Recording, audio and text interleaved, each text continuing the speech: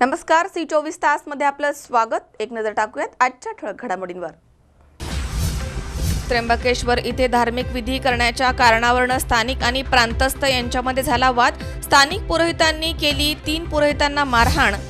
कोंडवा गावठणलगत असणाऱ्या भाजी मंडईची मोठी दुरावस्था, पालिकेचे कोट्यवधी गेले वाया। याच्या निषेधार्थ मनसेने केलं आंदोलन। अधिकाऱ्यांच्या आश्वासनानंतर अखेर श्रीगोंद्यामधील टँकर चालकांचा संप घेण्यात आलाय मागे। आणि दरडगाव इथे वाळू तस्करीवरती अहमदनगर स्थानिक गुन्हे शाखा आणि राहुरी पोलिसांनी केली कारवाई। 3 ट्रॅक्टर 2 टेम्पोसह लाखोंचा मुद्देमाल जप्त, 5 जणांना अटक।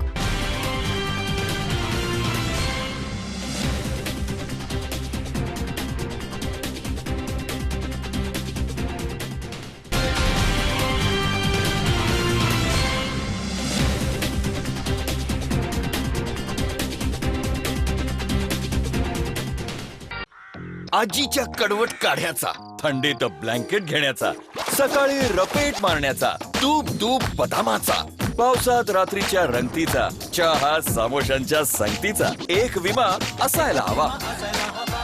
तुमच्या हेल्थ संबंधित प्रत्येक आनंदाचा विमा इफ्को टोकियो हेल्थ इन्शुरन्स।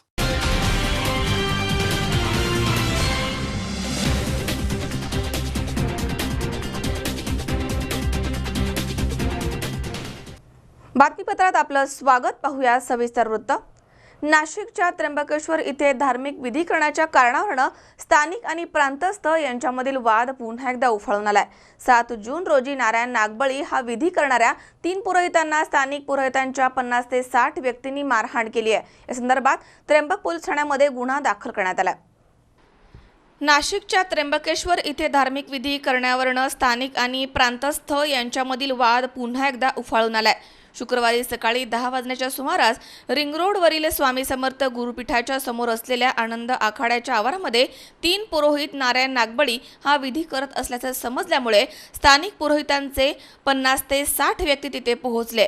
त्यांनी शेखर कुलकर्णी, प्रशांत सवई, सुरेश सर्वज्ञ या 3 पुरोहितांस बेदम मारहाण केली आहे। त्यानंतर या 3ही पुरोहितांनी त्र्यंबक पोलीस ठाण्यामध्ये तक्रार दाखल केली आहे। या प्रकरणी रात्री उशिरा स्थानिक 17 पुजाऱ्यांवरती गुन्हे दाखल करण्यात आले आहेत।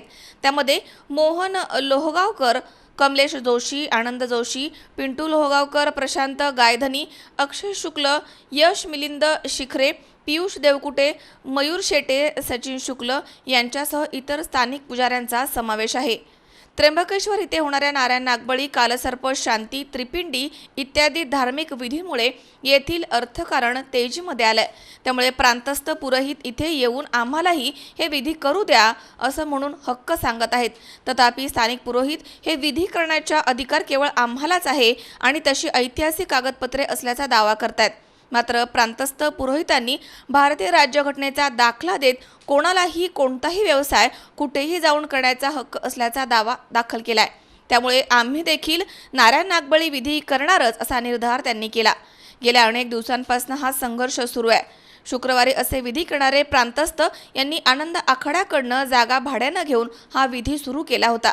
याबाबत स्थानिक पुरोहितांच्या सांगण्याप्रमाणे इथे देश विदेशामधील भाविक नारायण नागबळी करण्यासाठी येत असतात। हे विधी फक्त त्र्यंबकेश्वर इथेच होतात आणि ते अहिल्या गोदावरी संगमावरती ठराविक जागेवरतीच करावे लागतात। प्रांतस्थ पुरोहित अशा प्रकारे कुठेही कशाही प्रकारे विधी करत असतात।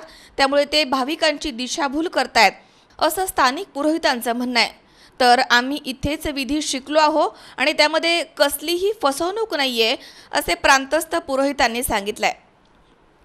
कपिल कट्यारे, सी 24 तास, नाशिक।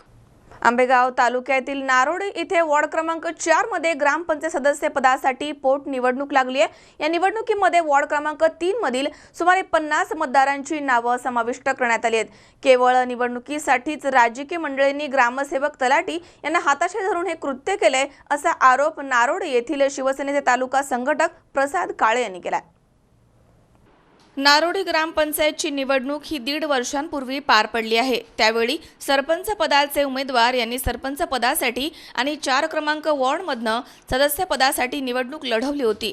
त्यावेळी ते दोन्ही जागेवरती निवडून आल्यामुळे त्यांनी सदस्य पदाचा राजीनामा दिला होता। त्यानंतर आता गावामध्ये वॉर्ड क्रमांक 4 मध्ये पोटनिवडणूक लागली आहे। यामध्ये पोटनिवडणुकीमध्ये जाहीर झालेल्या मतदार यादीमध्ये वॉर्ड क्रमांक 3 मधील सुमारे 50 मतदारांची नावं समाविष्ट करण्यात आली आहेत। या मतदारांनी 1.5 वर्षांपूर्वी वॉर्ड क्रमांक 3 मध्ये मतदान केलेलं असताना देखील त्यांची नावं ही वॉर्ड क्रमांक 4 मध्ये जाणीवपूर्वक निवडणूक डोळ्याच्या समोर ठेवून आणि राजकीय लोकांनी ग्रामसेवक तलाठी यांना हाताशी धरून केवळ राजकीय फायद्यासाठी समाविष्ट केली आहेत असा आरोप प्रसाद काळे यांनी केलाय।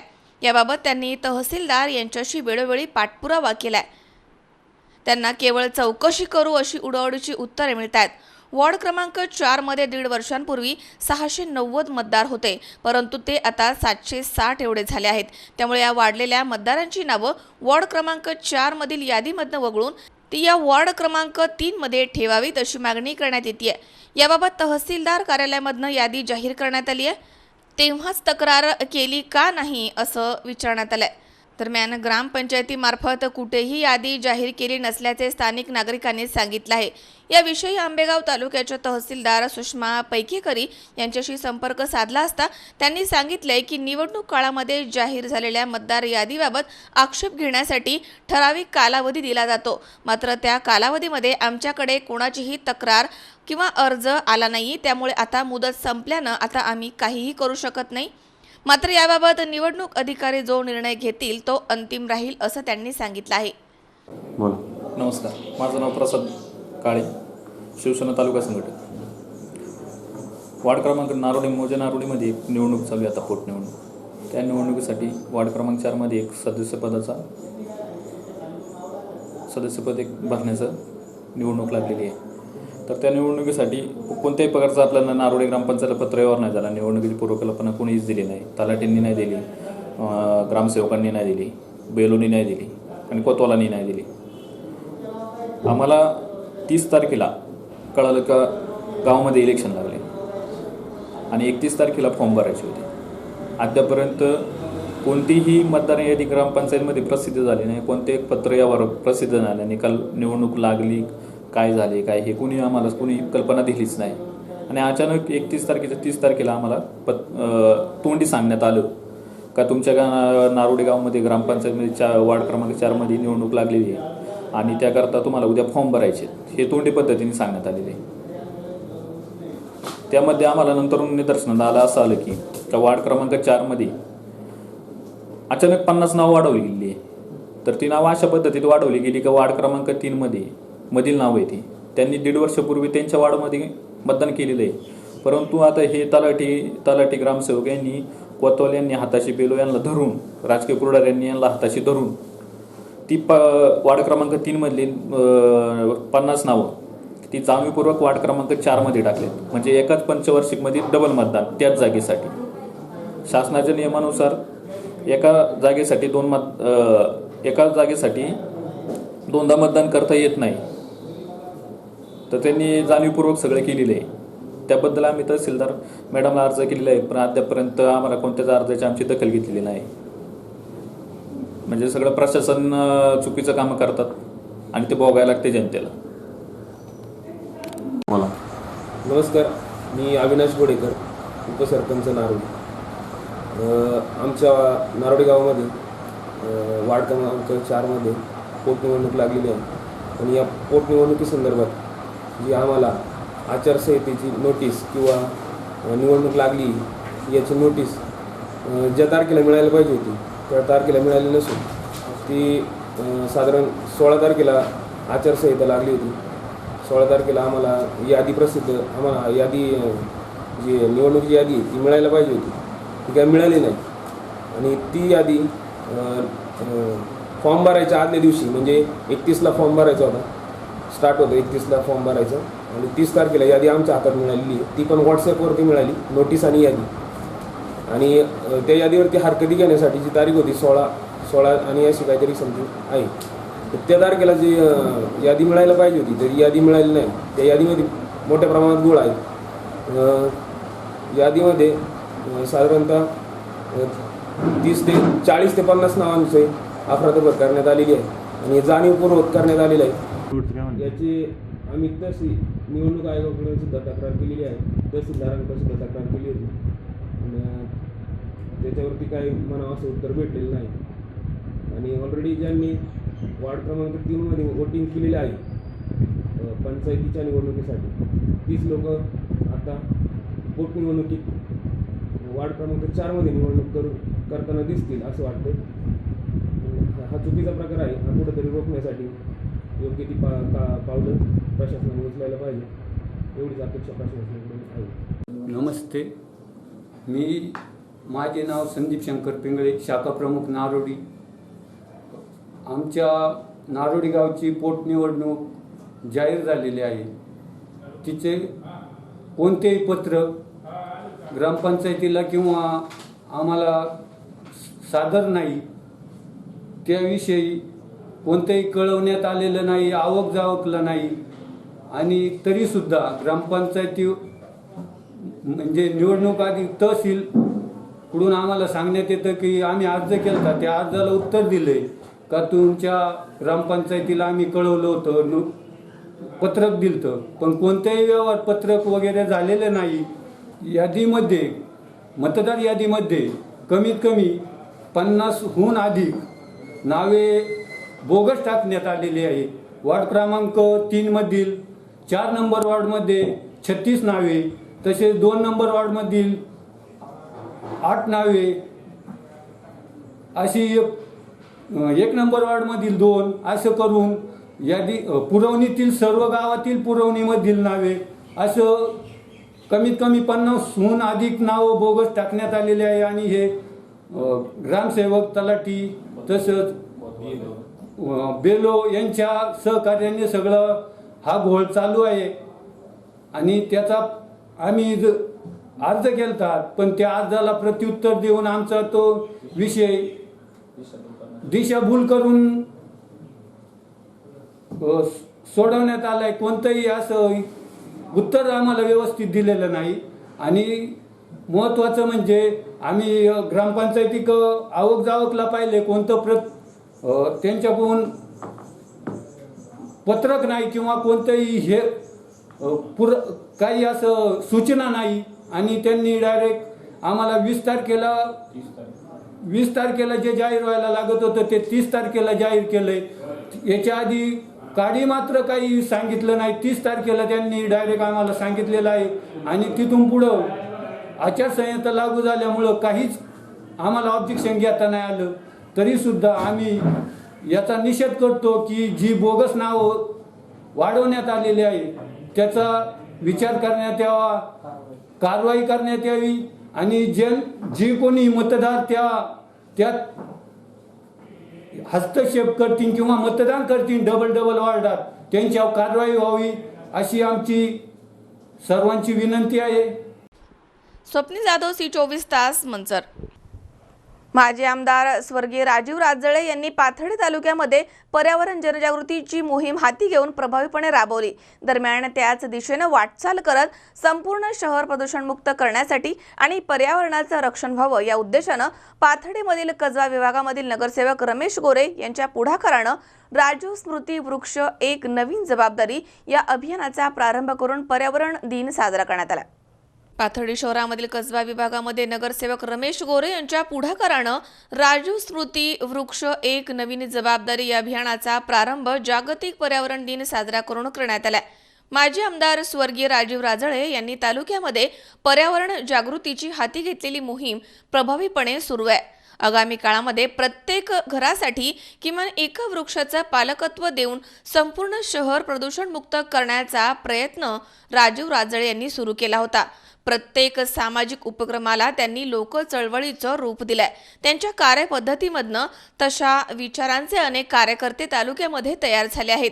पालिकेच्या माध्यमांमधनं विविध उपक्रमांची अंमलबजावणी येत्या काळामध्ये होणार आहे. जागतिक तापमान वाढीचा त्रास यावर्षी उन्हाळ्यामध्ये प्रत्येकानं अनुभवला आहे. येत्या काळामध्ये याची वाढ होण्याची शक्यता अभ्यासकांकडून व्यक्त होतीये. त्याचे मुख्य कारण म्हणजे प्रचंड तापमान, वृक्षतोड आणि उपलब्ध पाण्याचा अनिर्बंधपणे वापर होणं. वाळवंटासारखी परिस्थिती निर्माण झाली आहे. केवळ शासन अथवा स्थानिक स्वराज्य संस्था पर्यावरण रक्षणाचं आवाहन फिरवू शकत नाहीत. त्यासाठी लोकजागृती, लोकसहभाग आणि लोकजबाबदारी अशा सूत्रांचा वापर करावा लागेल. कुटुंबामधील सदस्यांप्रमाणेच वृक्षांचं जतन व्हावं.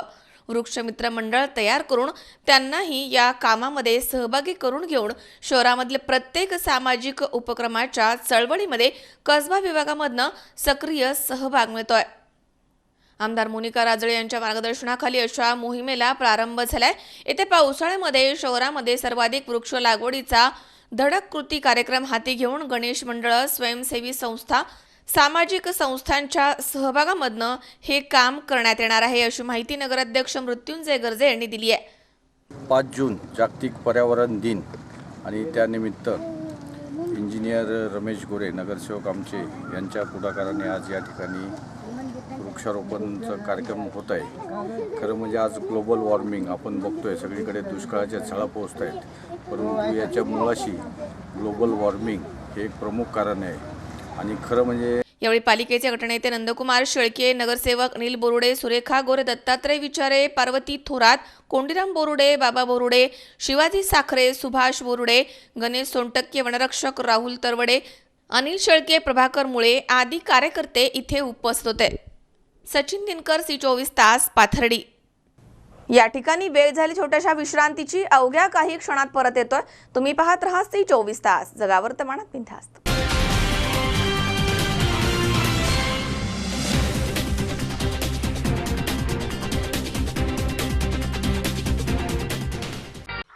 आजीच्या कडवट काढ्याचा, थंडीत ब्लँकेट घेण्याचा, सकाळी रपेट मारण्याचा, तूप तूप बदामाचा, पावसात रात्रीच्या रंगतीचा, चहा समोशांच्या संगतीचा एक विमा असायला हवा.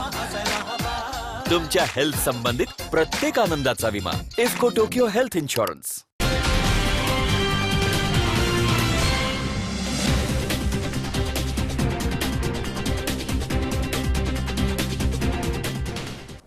विश्रांतीनंतर बातमीपत्रात पुन्हा एकदा आपलं स्वागत.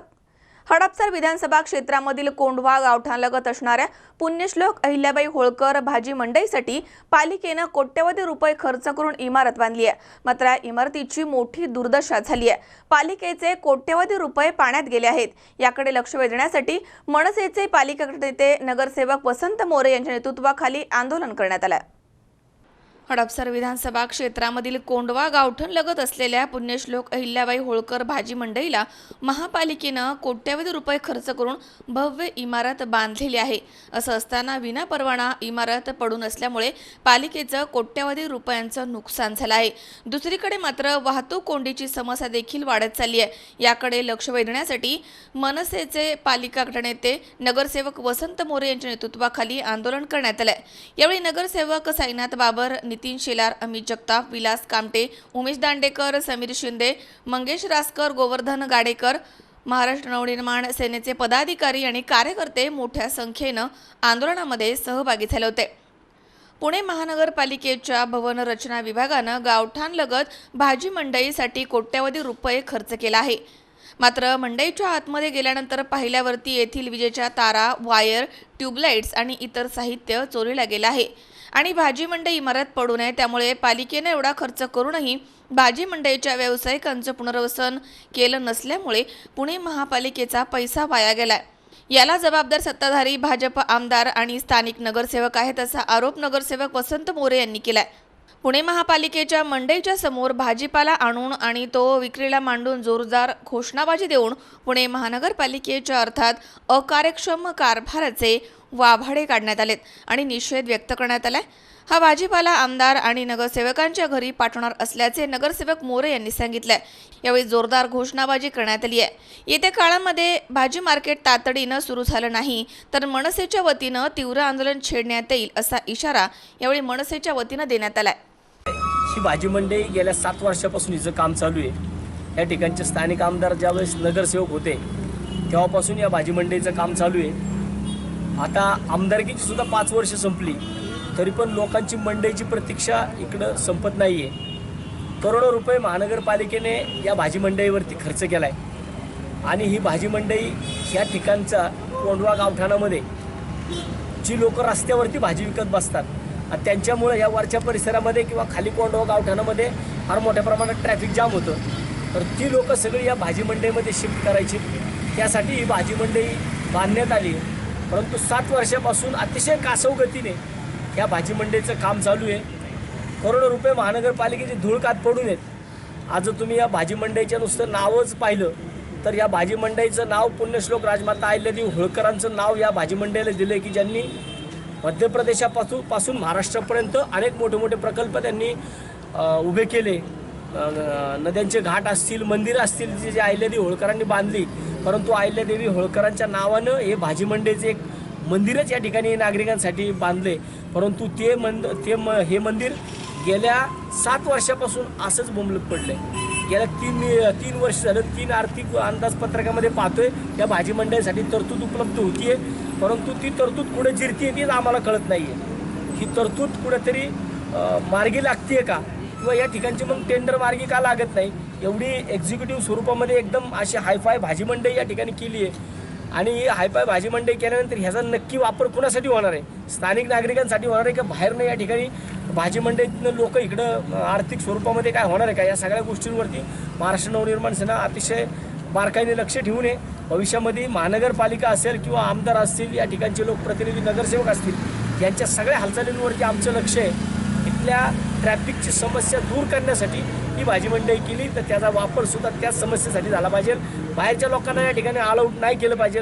हा आमचा महत्त्वाचा त्या ठिकाणी आमची मागणी असणार आहे, की जर कोंडव्यातल्या रस्त्यावरती बसणाऱ्या लोकांसाठी भाजी मंडई झाली तर त्याच्यासाठीच त्याचा वापर केला पाहिजे. म्हणून महाराष्ट्र नवनिर्माण सेनेने आज त्या ठिकाणी प्रत्यक्षामध्ये भाजी विकायचं आंदोलन आम्ही इकडं केलं आहे आणि आम्ही याच्यामधली जी काही गाजरं आहेत हे मुळं आम्ही हडपसरच्या मार्केटमधून आणलेलं आहे. तर हा सगळा आम्ही आमदार असतील, नगरसेवक असतील यांच्या घरी पाठवणार आहे, की जर तुम्ही अधिकारी आहेत आमचे महानगरपालिकेचे मंडई विभागाचे, त्यांनासुद्धा आम्ही दुपारी ह्याच्यातले मुळ्याच्या गड्ड्या आम्ही त्यांना भेट देणार आहे आणि त्यांना सांगणार आहे की लवकर जर तुम्ही ही भाजी मंडई चालू केली नाही आणि निवडणुकाच्या तोंडावरती फक्त बघायचं आणि निवडणुका जवळ असायच्या महिना 2 महिन्यात निवडणुका आल्यात, त्या निवडणुकीच्या तोंडावरती मोठी मोठी उद्घाटनं घेऊन जनतेची दिशाभूल करायची, वरच्या पक्षाच्या लोकांची दिशाभूल करायची आणि त्यांना दाखवायचं की आम्ही फार या वार्डमध्ये सक्रिय काम करतो. हे भाजी मंडई वगैरे हे प्रकल्प मी माझ्या प्रभागामध्ये 2007 साली पहिल्या वर्षामध्ये पूर्ण केलेले आहेत. त्यामुळे इथं एकच विषय नाही हा भाजी मंडईचा. इथं ज्यावेळेस पहिल्यांदा फायर ब्रिगेड झालं, ते फायर ब्रिगेडसुद्धा महाराष्ट्र नवनिर्माण सेनेने आंदोलन केलं, त्याच्यानंतरनं ते चालू झालं. इथं महानगरपालिकेचा दवाखाना झाला, तो दवाखानासुद्धा इकडं महाराष्ट्र नवनिर्माण सेनेने आंदोलन केलं, त्याच्यानंतरनं तो दवाखाना झाला. इकडं जो फ्लायओव्हर झाला लुलानगरचा, त्या फ्लायओव्हरसाठी सगळ्यात जास्त कष्ट कोणी केलं असेल तर नगरसेवक साईनाथ बाबरांनी, नगरसेविका आरतीताई बाबरांनी त्या पुलासाठी कष्ट केलं. आम्ही सगळं प्रोसिजर फॉलो केली आणि उद्घाटनाचं श्रेय घेण्यासाठी भारतीय जनता पार्टीचे आमदार असतील, त्या ठिकाणचे नगरसेवक असतील, हे श्रेय घेण्यासाठी आले. परंतु आम्ही पहिल्यांदा त्या ठिकाणी पुलाचं उद्घाटन करून नागरिकांसाठी तो खुला केला.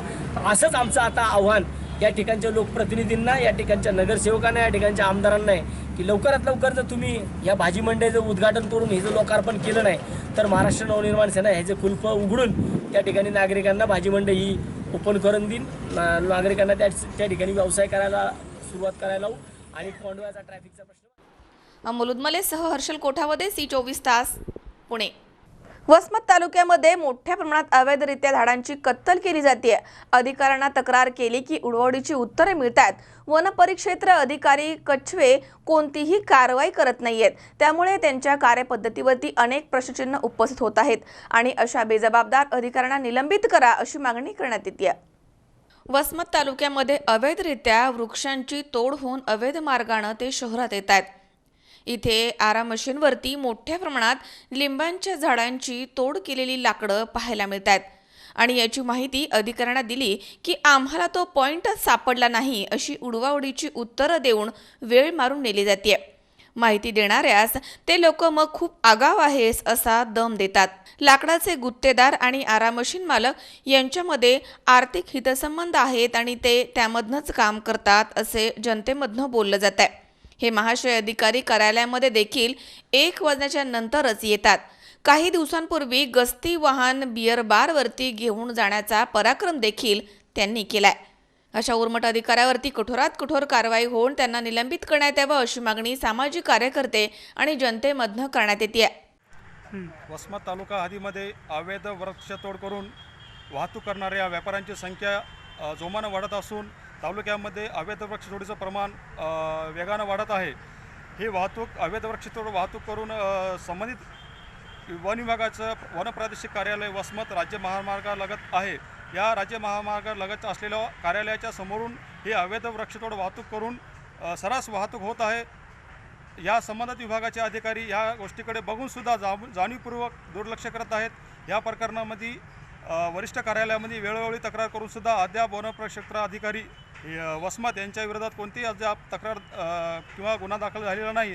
तरी या प्रकरणाची सखोल चौकशी करून वरिष्ठ अधिकाऱ्यांनी संबंधित विभागाच्या अधिकाऱ्यावर योग्य ती कारवाई करावी. रुपेश एंगडे, C24 तास, हिंगोली. या ठिकाणी पुन्हा एकदा वेळ झाली छोट्याशा विश्रांतीची. अवघ्या काही क्षणात परत येतोय. तुम्ही पाहत राहा C24 तास, जगा वर्तमानात बिनधास्त.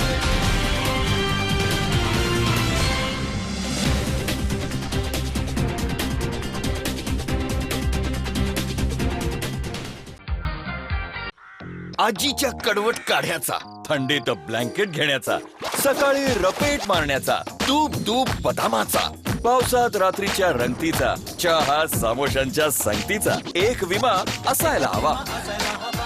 तुमच्या हेल्थ संबंधित प्रत्येक आनंदाचा विमा इफ्को टोकियो हेल्थ इन्शुरन्स.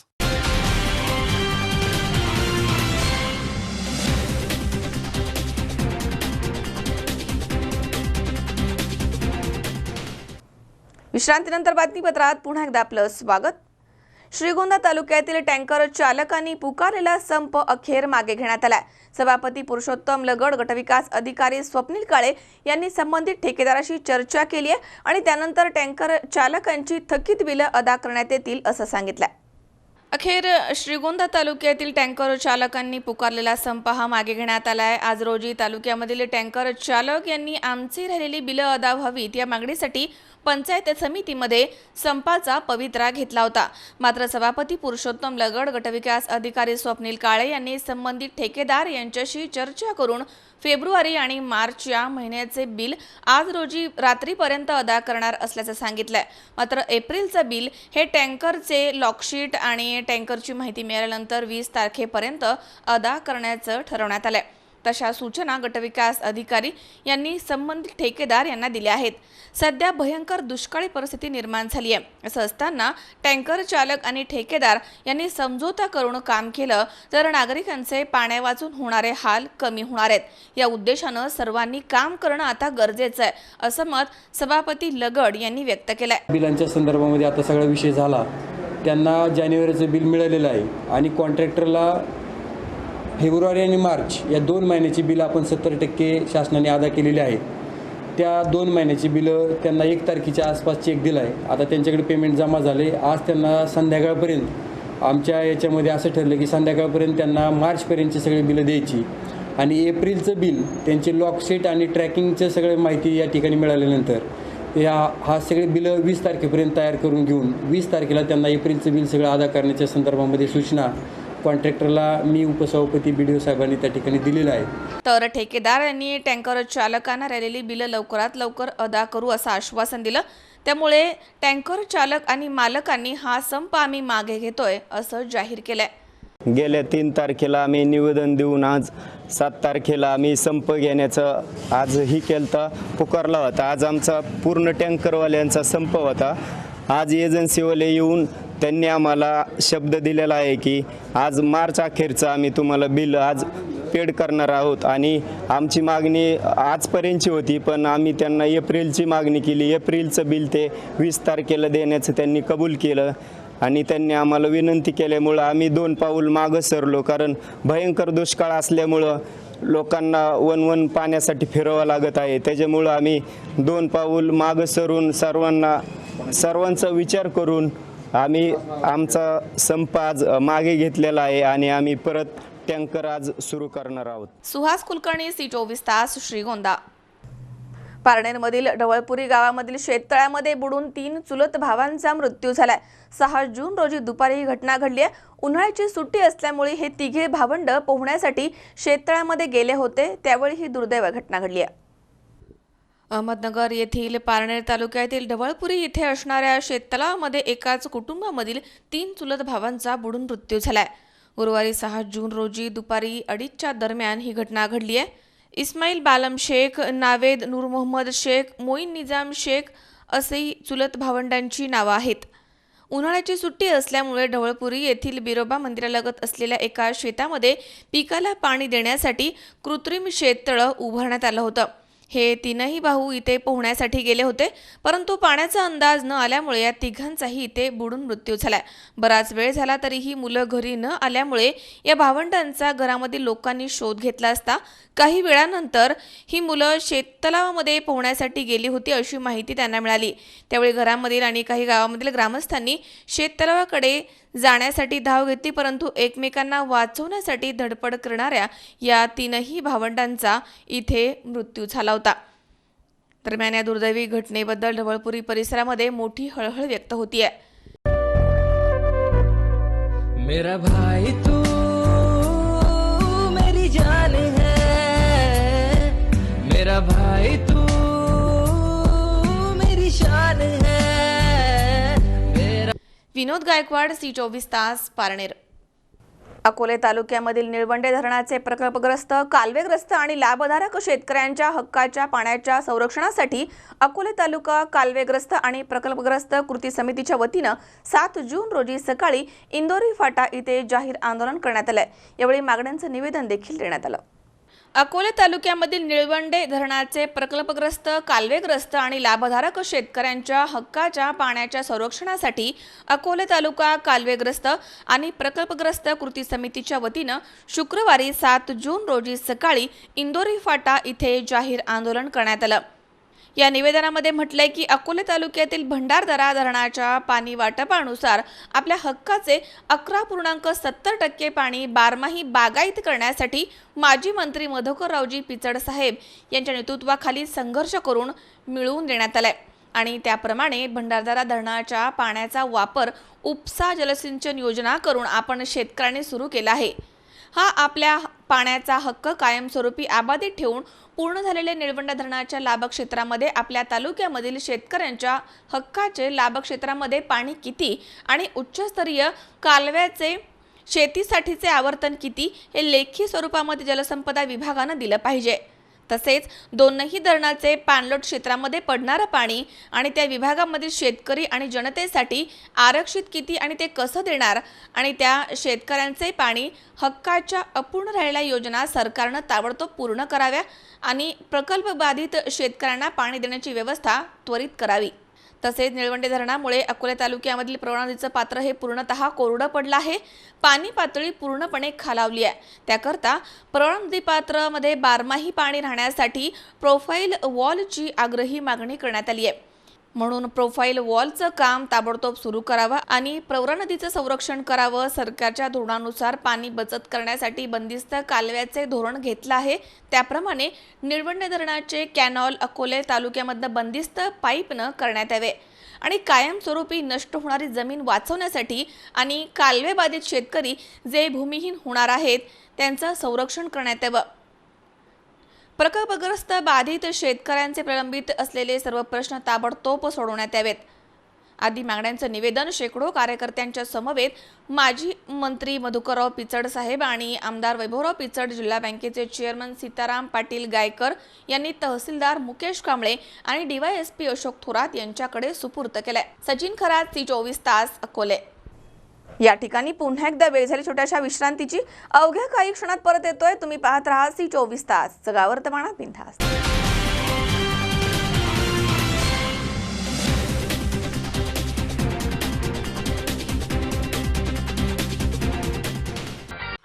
आजीच्या कडवट काढ्याचा, थंडीत ब्लँकेट घेण्याचा, सकाळी रपेट मारण्याचा, तूप तूप बदामाचा, पावसात रात्रीच्या रंगतीचा, चहा समोशांच्या संगतीचा एक विमा असायला हवा. तुमच्या हेल्थ संबंधित प्रत्येक आनंदाचा विमा IFFCO Tokyo health insurance.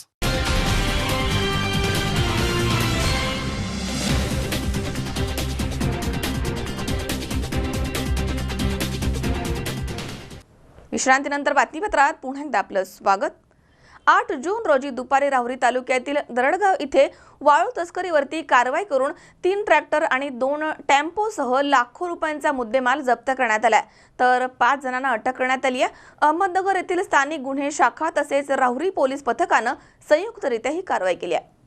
Ahmednagar येथील स्थानिक गुन्हे शाखा तसेच राहुरी पोलीस पथकानं संयुक्तरित्या कारवाई करून 8 जून रोजी दुपारी राहुरी तालुक्यातील दरडगाव इथे वाळू तस्करीवरती कारवाई करून 3 ट्रॅक्टर आणि 2 टेम्पोसह लाखो रुपयांचा मुद्देमाल जप्त करून ताब्यात घेतला. या कारवाईमध्ये 5 जणांना अटक करण्यात आली आहे, तर 3 जण फरार झाले आहेत. गेल्या अनेक दिवसांपासून राहुरी तालुक्यातील दरडगाव थडी येथील मुळा नदी पात्रामध्ये मोठ्या प्रमाणात शासनाच्या मालकीची वाळू चोरून तस्करी करण्यात येत होती. जिल्हा पोलीस प्रमुख इशू सिंधू यांच्या आदेशानं आणि स्थानिक गुन्हे शाखेमधील पोलीस निरीक्षक दिलीप पवार आणि राहुरी पोलीस ठाण्याचे पोलीस निरीक्षक हनुमंतराव गाडे यांच्या मार्गदर्शनाखाली 8 जून रोजी दुपारी 12 वाजेच्या दरम्यान राहुरी पोलीस पथक तसेच अहमदनगर येथील स्थानिक गुन्हे शाखेमधील बाळासाहेब मुळीक, मनोज गोसावी, दत्तात्रय गव्हाणे, सचिन अडवल, दिनेश मोरे, राम माळी, मयूर गायकवाड, संभाजी कोतकर, अशोक गुंजाळ यांनी दरडगाव येथील मुळा नदी पात्रामध्ये छापा मारून ट्रॅक्टर आणि टेम्पोसह सुमारे 21,40,000 रुपयांचा मुद्देमाल जप्त केलाय. तर 5 वाळू तस्करांच्या मुसक्या आवळून त्यांना गजाआड करण्यात आल्या. या कारवाईने वाळू तस्करांचे धाबे दणाणले आहेत. भविष्यामध्ये वाळू तस्करांवरती मोका अंतर्गत तसेच तडीपारीची कारवाई करण्याचे संकेत पोलीस निरीक्षक हनुमंतराव गाडे यांनी दिले आहेत.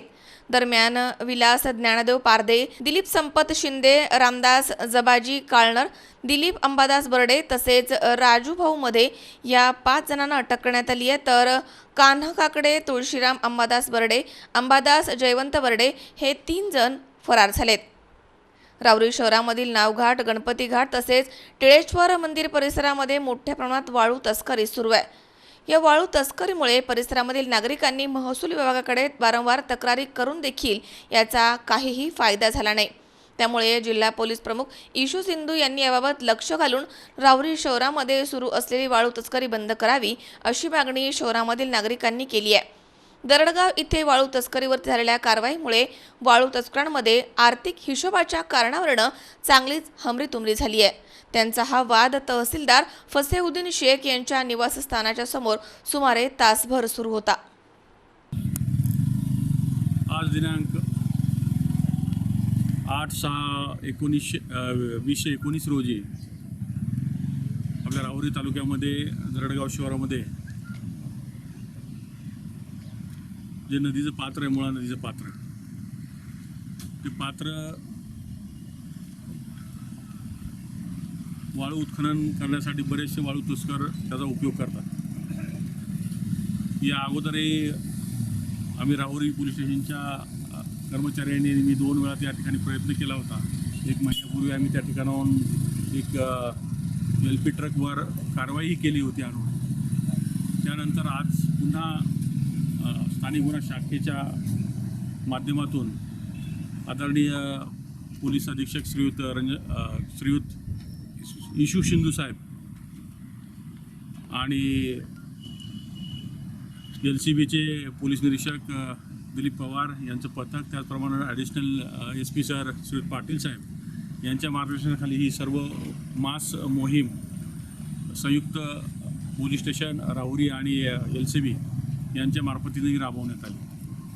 आज रोजी सकाळपासूनच पूर्ण ताफा दरडगावमध्ये दबा धरून बसलेला होता आणि जशी जशी माहिती उपलब्ध झाली, जशी वाहनं एकत्र वाळू भरण्यासाठी आली, त्या वाहनांवरती सर्व स्थानिक LCB शाखा आणि स्थानिक पोलीस आणि स्थानिक गुन्हे शाखा यांच्या कर्मचाऱ्यांनी आणि आम्ही सर्वांनी मिळून गाडी टाकून त्या ठिकाणाहून 3 ट्रॅक्टर आणि 2 टेम्पो ताब्यात घेतलेले आहेत. त्याचबरोबर 5 टेम्पो वाहन चालक त्या ठिकाणी ताब्यात घेतलेले आहेत. ही साधारणतः या राहुरी तालुक्यातली ही दुसरी महत्त्वाची मोठी कार्यवाही झालेली आहे वाळूच्या संदर्भातील. वाळू तस्करांनी यामधून धडा घ्यावा. जे कोणी असतील त्यांनी कुठल्याही प्रकारचं धाडस वाळू वाहतुकीचं राहुरी तालुक्यामध्ये करू नये आणि आदरणीय इशू सिंधू साहेबांनी जे आम्हाला आदेश दिलेले आहेत त्या आदेशाला बांधील राहून आमच्या ह्या कारवाई चालू आहेत.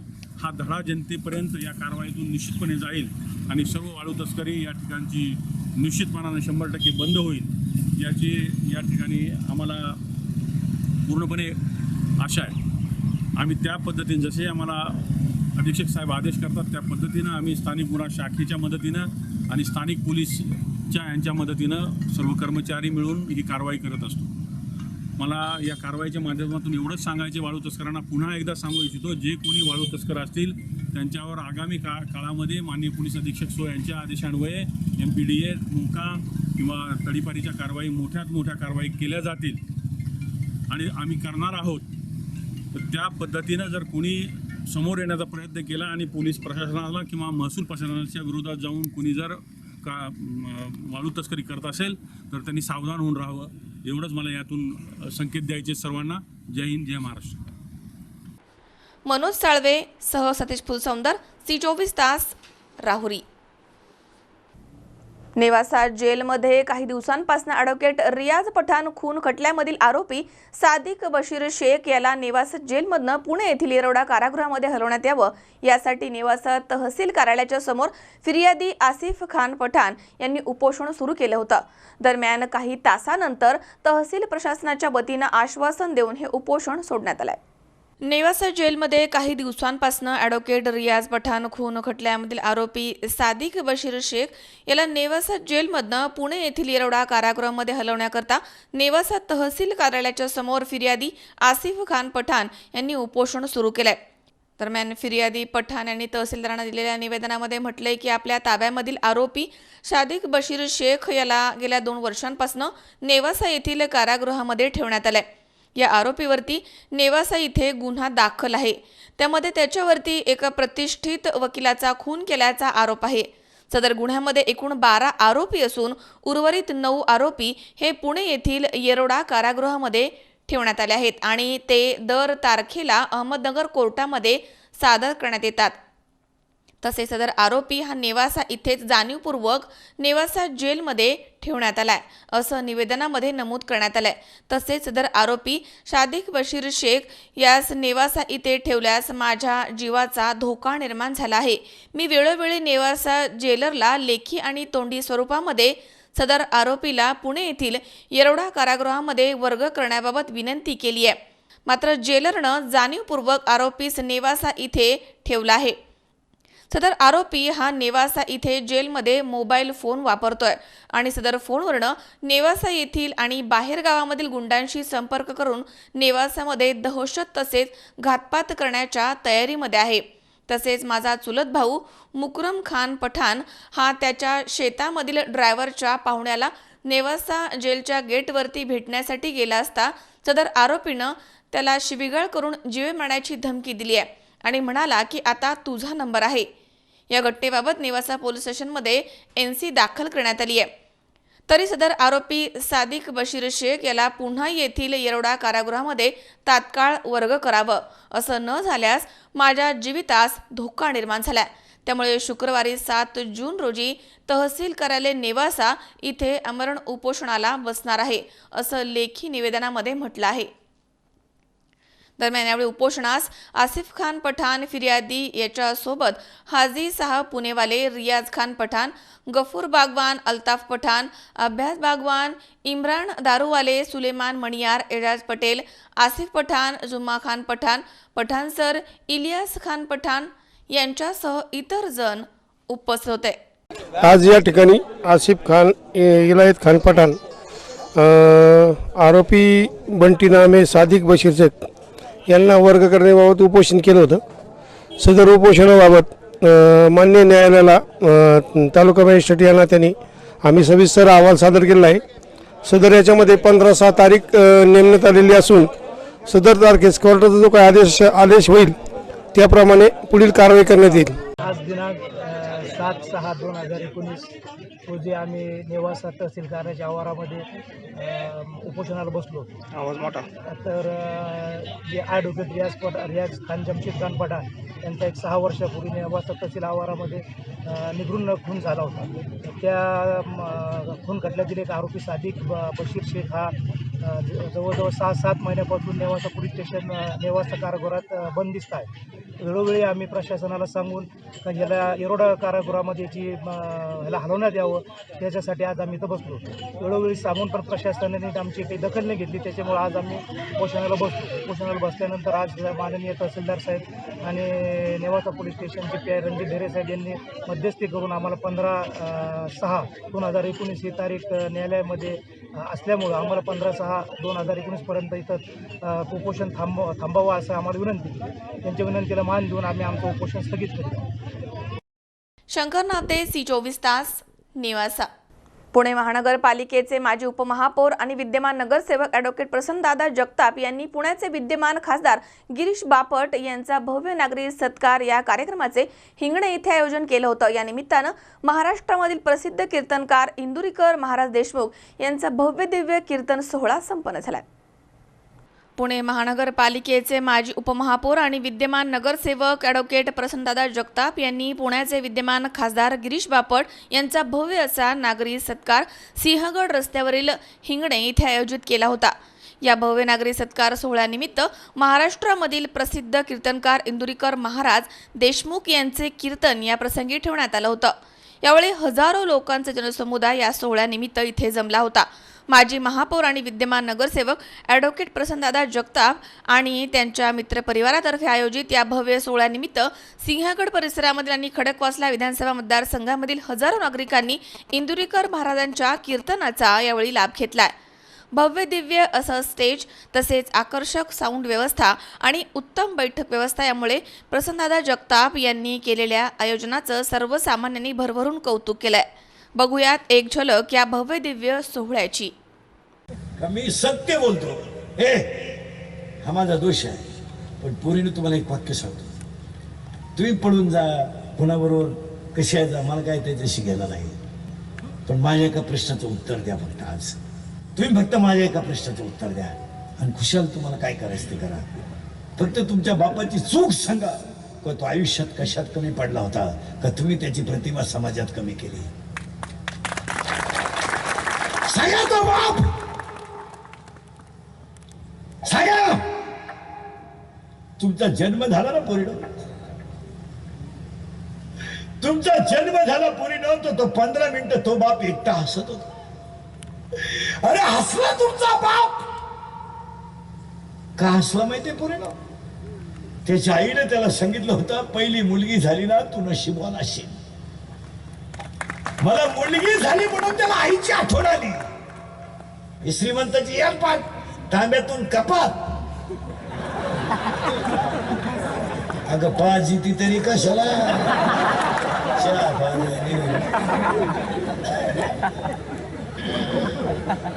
मोजून. आमच्या शेतकऱ्याच्या बाईला जर चहा वाचायला लावला ना गरीबाचा, तर ती कपावर गाळणीत होती आणि गाळणीतून खाली येईपर्यंत होती. ती ही हुशार आहे, गाळणी वर धरी, फक्त फेस दिसला पाहिजे खाली, मरती का. अरे हे शेतकऱ्याच्या घरात जाऊन पहा, 15 मिनिटात 15 माणसांचा स्वयंपाक आहे. आरुळी देऊन चहा येतो, खाणारे चहा वजन आहे. हे श्रीमंत खिडकीजवळ जाते,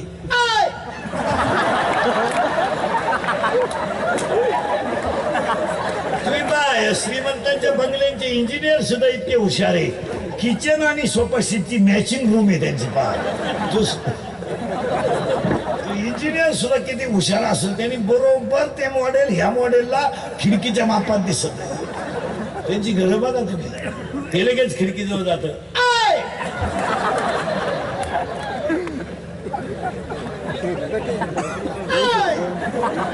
आणि मग ते मॉडेल येतं चहा घेऊन, केस बिस मोकळे सोडेल, गावन बिवण घालेल. आपल्याला वाटतं जोडून आमुष आली काय.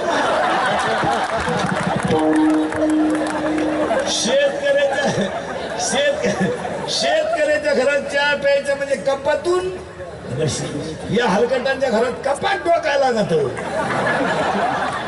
अजून 1 वर्षानं श्रीमंताच्या घरात एकच कप येणार सगळ्या पाहुण्यांना. फक्त पाहुण्या पुढं कप न्यायचा आणि पाहुण्यांना जिबीचा शेंडा बुडवायचा.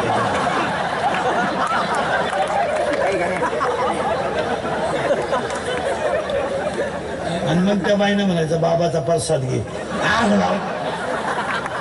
येडी झाली ती, येडी म्हणजे मेंदू भरमिष्ट झाले, कानात 2 वायरी घालितात, पागल झाले ते. ज्या गाडीतून उतरलं त्याच गाडीत चढला तो, सुधरत नाही काय. आपण बोलतोय काय, वागतोय काय, खातोय काय, काय नाही. जेवायला बसलेल्या माणसानं भातात आमटीऐवजी पाणी ओतलं आणि आमटीला चव नाही म्हणून बायकोच्या कानफाटीत ठेवून दिली, मोबाईल कानाला होता. पागल झाली लोक ह्या मोबाईलमुळे. लगविला गेलेला माणूस चैन तर खोलाव का नाही, बेजार राहिला नाही. पाया पडून सांगतो, मोबाईल ही काळाची गरज आहे, आवड नाही. वाक्य अंडरलाईन करा, मोबाईल ही गरज आहे, आवड नाही. आज 99% लोक मोबाईल गरज म्हणून वापरत नाही, आवड. पागल पागल पागल, झोपत नाहीत रात्रीची. अथुरणावर पडले ना, झोपत नाही ती. मग ते अश्लील चित्र, भयानक वाक्य, कॉन्सन्ट्रेशन लूज, असे झोपणार ते. झोप नाही त्यांना. निद्रानाश नावाचा रोग आहे त्यांना, निद्रानाश. पागल झाले ते. निम्या रात्री एकानं गोधडी फाडली, गोधडी तर गोधडी फाडली. कीर्तनातलं पहिलं वाक्य, देव कधी कुणाचं वाईट करत नाही, देव कधीही कुणाचं वाईट करत नाही, पण कर्माची फळं भोगून घेतल्याशिवाय सोडत नाही. Underline this sentence and note it down. हे वाक्य बंगल्यावाले बंगल्यामध्ये घुसताना भिंतीवर लिहून ठेवा आणि रोज आलूमध्ये घुसताना वाचा. प्रत्येक श्रीमंत माणसानं हे वाक्य घेतलेला बघा. तुकोबारायांचाही कडवे 4 आहेत. हा रंग तुकोबारायांच्या घाटीतील असून कोण? तुकाराम महाराज. एका वाक्यात जगाच्या इतिहासात माऊलीनंतर समाधी नाही, तुकोबारानंतर वैकुंठ गमान नाही आणि शिवाजी महाराजांनंतर छत्रपती नाही. सुखानं माझ्याकडे यावं पण येत नाही आणि दुःखानं माझ्याकडे येऊ नये पण आल्याशिवाय राहत नाही. What is the reason behind it? याच्या पाठीमागं कारण काय? कारण it's and everything as a reason. Without reason know anything. जगातली कोणती गोष्ट कारणाशिवाय घडू शकत नाही. नापास झाला याला कारण आहे आणि मार्क पडले यालाही कारण आहे. नोकरीला लागला यालाही कारण आहे आणि लगेचच्या लगेच घरी आला यालाही कारण आहे. अमोल उदमले सह हर्षल कोठावदे, C24 तास, पुणे. पुन्हा एकदा पाहूयात काही ठळक घडामोडी. त्र्यंबकेश्वर इथे धार्मिक विधी करण्याच्या कारणावरून स्थानिक आणि प्रांतस्थ यांच्यामध्ये झाला वाद. स्थानिक पुरोहितांनी केली 3 पुरोहितांना मारहाण. कोंडवा गावठणलगत असणाऱ्या भाजी मंडईची मोठी दुरावस्था. पालिकेचे कोट्यवधी गेले वाया. याच्या निषेधार्थ मनसेनं केलं आंदोलन. अधिकाऱ्यांच्या आश्वासनानंतर अखेर श्रीगोंद्यामधील टँकर चालकांचा संप घेण्यात आलाय मागे. आणि दरडगाव इथे वाळू तस्करीवरती अहमदनगर स्थानिक गुन्हे शाखा आणि राहुरी पोलिसांनी केली कारवाई. 3 ट्रॅक्टर 2 टेम्पोसह लाखोंचा मुद्देमाल जप्त. 5 जणांना अटक.